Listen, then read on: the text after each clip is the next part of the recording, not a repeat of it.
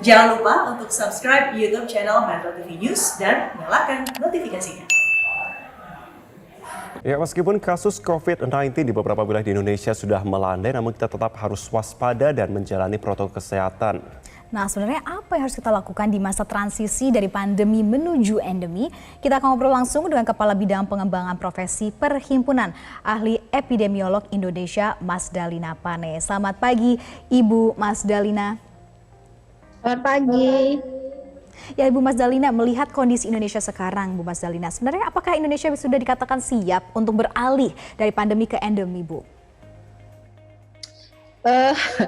Mestinya bukan beralih ke endemi ya. Kalau sudah terkontrol itu sudah sama seperti biasa begitu ya. Endemi itu sebenarnya sama saja dengan epidemi, tetapi waktunya lebih panjang, lebih lama. Biasanya lebih dari 3 periode waktu. Sementara kalau pandemi itu kasus yang tinggi atau juga disebut juga epidemi yang terjadi di wilayah yang luas. Jadi yang satu bicara tentang waktunya, yang satu bicara tentang keluasan wilayahnya. Pada saat ini apakah Indonesia masuk dalam kondisi endemi? Tidak, karena saat ini kita sudah terkendali atau terkontrol.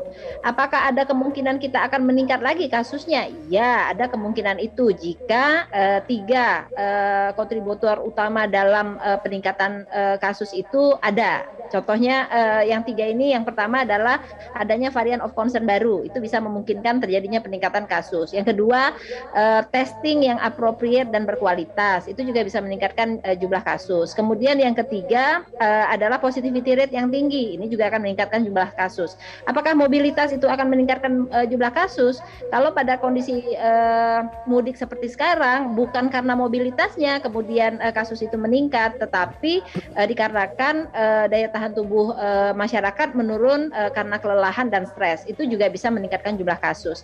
Nah, jadi apakah kita akan menjadi endemi? Kalau saya kepinginnya kita menjadi normal, bukan menjadi endemi. Endemi itu kondisi kasusnya masih tetap tinggi. Berapa standarnya?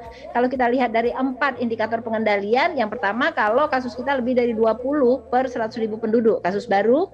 Kemudian yang kedua jika positivity rate kita lebih dari 5%. Kemudian yang ketiga, jika hospitalisasi kita lebih dari 5 per 100.000 penduduk, dan jika angka kematian kita lebih dari 1 per 100.000 penduduk, maka itu masih dalam kondisi epidemi. Tapi kalau sudah seperti sekarang, 4 indikator ini membaik, sebenarnya kita sudah masuk di dalam kondisi terkendali atau normal. Maka yang disebut new normal itu berlaku pada hari ini begitu. Nah, ke depan pun saya kira WHO bukan mengubah pandemi menjadi endemi, tetapi menurunkan level dari PHEIC, Public Health Emergency for International Concern, atau kedaruratan kesehatan masyarakat menjadi kondisi yang tidak darurat lagi. Jadi itu yang akan dilakukan menurut pandangan kami. Nah, mengapa sampai hari ini status pandemi masih belum dicabut oleh WHO?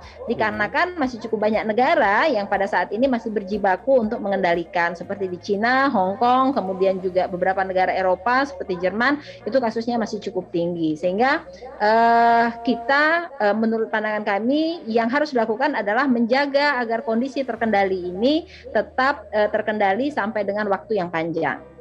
Oke, Bu Mas Dalina, kalau misalkan kata tanda kutip kita lompat begitu kepada situasi terkendali atau normal begitu ya, tidakkah kita memerlukan masa transisi untuk tetap adanya masa tanda kutip pemberian pembatasan juga agar tentunya tidak kemudian sama-sama blong lagi seperti kasus sebelumnya yang akhirnya besar lagi? Atau perlu seperti apa yang dilakukan oleh pemerintah agar mempersiapkan agar jangan tanda kutip terlalu terburu-buru untuk bisa memberikan status kita sudah memasuki tanda kutip new normal ini? Ya, jadi apakah masa transisi itu ada? Masa transisi itu sebenarnya masa untuk mempersiapkan. Kalau nantinya kemudian terjadi peningkatan kasus lagi, maka semua kita sudah siap. Pemerintah sudah siap dengan standar pengendalian yang benar, yaitu 3T. Kemudian masyarakat juga sudah siap dengan meningkatkan status atau level dari 3M-nya. Maksudnya begini, kalau hari biasa kita biasa menggunakan masker, 1 lapis, kalau kondisi meningkat kasusnya maka kita harus mungkin menggunakan 2 lapis, atau kemudian kita lebih baik stay at home. Itu sebenarnya yang harus disosialisasikan oleh pemerintah, kapan kita harus melakukan do and don'ts-nya ya, apa yang harus kita lakukan dan apa yang tidak boleh kita lakukan. Sambil juga proses vaksinasi terutama untuk 2 dosis ini terus dikejar, itu masa transisi. Nanti kalau terjadi peningkatan kasus lagi disebabkan karena adanya varian of concern baru, maka pemerintah juga harus sudah siap dengan boosternya ya. Jadi booster itu diberikan jika terjadi peningkatan kasus eksponensial ataupun peningkatan kematian secara eksponensial. Kalau dalam kondisi terkendali, booster itu sebenarnya tidak terlalu dibutuhkan. Tetapi yang vaksinasi dosis 2 ini yang harus dikejar karena dia akan menciptakan herd immunity. Nah, ini menjadi PR kita karena sampai hari ini vaksinasi dosis kita 2 kita itu walaupun diumumkan beratus-ratus juta itu masih 61,3 atau 4% gitu. Jadi masih cukup jauh menuju ke 70%. Nah, itu yang harus menjadi fokus di dalam masa transisi ini. Baik Bu Mas Dalina, bagaimana dengan kekebalan masyarakat kita Bu Mas Dalina? Apakah kita sudah mencapai kekebalan komunal yang bisa dianggap sudah aman atau mungkin kita sudah bisa berkegiatan seperti biasa atau menjadi new normal? Ada beberapa serosurvei yang sudah dilakukan yang menyatakan bahwa kita sudah 90% lebih memiliki antibodi. Kekebalan di kita itu biasanya didapat bukan cuma dari vaksinasi tapi juga dari proses infeksi.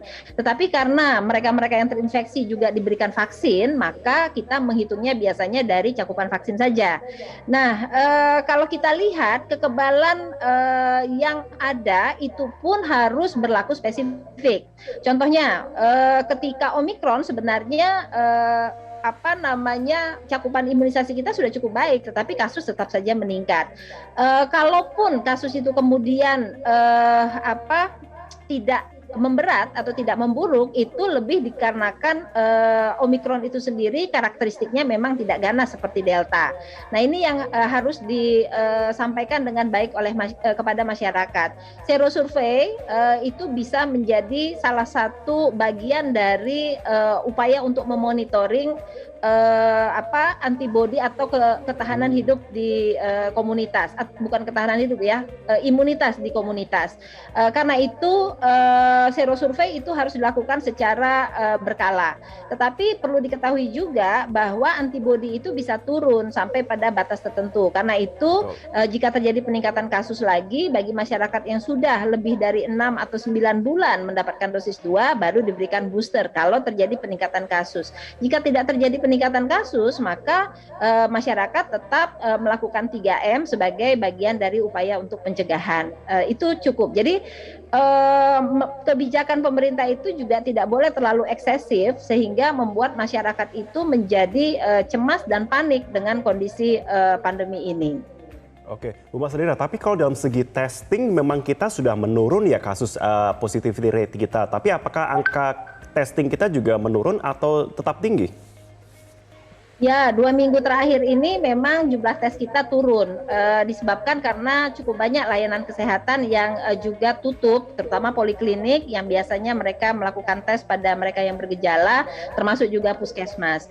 Tetapi 2 hari terakhir tes kita juga meningkat cukup baik, sehingga 2 hari ini kasus yang didapat juga adekuat. Tetapi positivity rate kita, berita baiknya adalah sangat rendah sekali, kurang dari 1%. Artinya dari 100 spesimen yang diperiksa itu hanya 1 atau 2 yang dapat positif. Itu menunjukkan sirkulasi atau transmisi yang berjalan di lapangan itu memang rendah. Nah, PR kita dalam testing ini ada 2. Yang pertama adalah siapa yang harus dites. Target testing itu harus tepat.